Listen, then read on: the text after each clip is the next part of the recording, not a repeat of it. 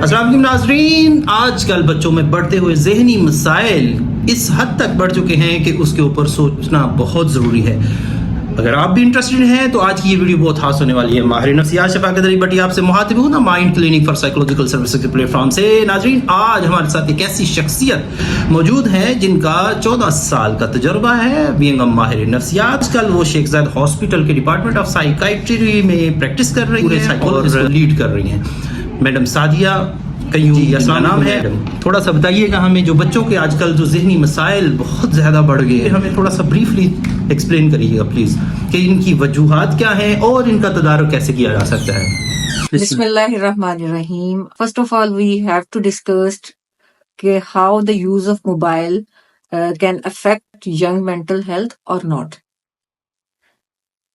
Basically सबसे पहले हमें अंडरस्टैंड ये करना चाहिए कि आया ये जो एडवांस टेक्नोलॉजी है ये हमारे बच्चों की ज़हनी सेहत के ऊपर कितना असरअंदाज डाल रही है और वो किस तरह हमारे दिमागों के साथ ये खेल रही है।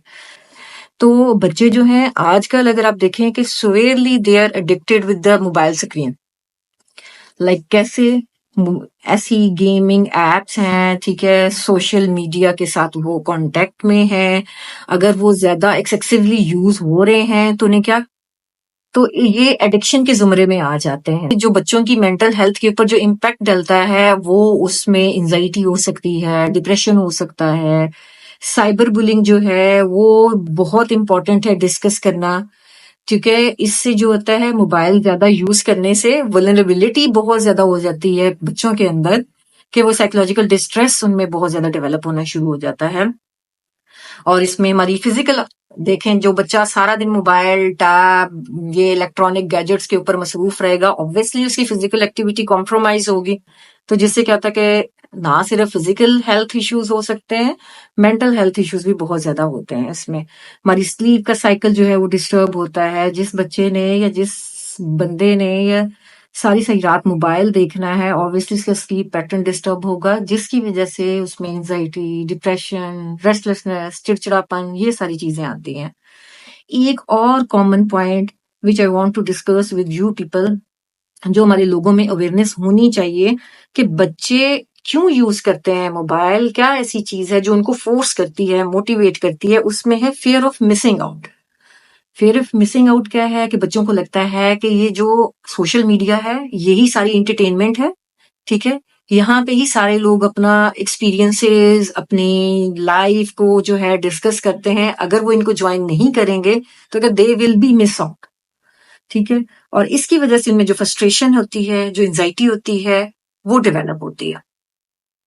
नेक्स्ट फिर हम अगर बात करें कंपैरिजन की और सेल्फ एस्टीम की, जो इसमें है कांस्टेंट एक्सपोजर जो होता है ना हमारा टू, हम जो किसी को आइडलाइज करते हैं, बेसिक जब हम पर्सनैलिटीज को देखते हैं, लाइक अपने इर्द गिर्द के लोगों को देखते हैं कि they are spending very idealise time, ठीक है, विद देयर फैमिली मेंबर्स।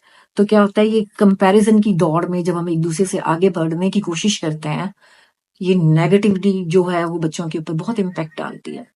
फलाने के पास ये है, फलाने ने ऐसे कपड़े पहने हैं, फलाना ऐसा है। तो ये कहते बच्चों में फ्रस्ट्रेशन को इमर्ज करने में, बढ़ाने में ये फैक्टर्स बड़े काउंट करते हैं, ठीक है।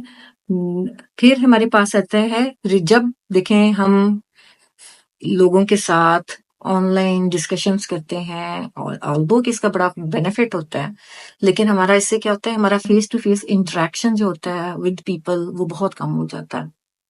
इससे बच्चे में जो कॉन्फिडेंस और सोशल स्किल्स जो होती हैं वो डेवलप नहीं होती, ठीक है। उसकी जो इमोशनल इंटेलिजेंस है वो कॉम्प्रोमाइज होती है, ठीक है। उसका जो सेल्फ एस्टीम है वो बूस्टअप नहीं होती, ठीक है। और इसमें जो है ये तमाम फैक्टर्स हैं।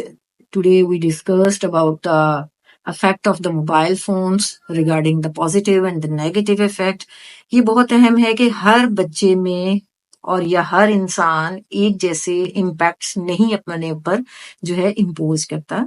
इसमें जो है हमारी जो मेंटल हेल्थ है, हमारी जो फिजिकल हेल्थ है वो कॉम्प्रोमाइज हो जाती है, ठीक है। पॉजिटिविटी की तरफ हम अगर देखें को जो मोबाइल फोन का यूज है, अगर हम उसको बैलेंस्ड वे में करें तो क्या होता है कि it will help out to the younger people to explore the digital world, ठीक है। और उससे क्या होता है कि उनकी कम्युनिकेशन इनहैंस होगी, एक कम्युनिकेशन का गेट ओपन होगा, they will learn in a positive way.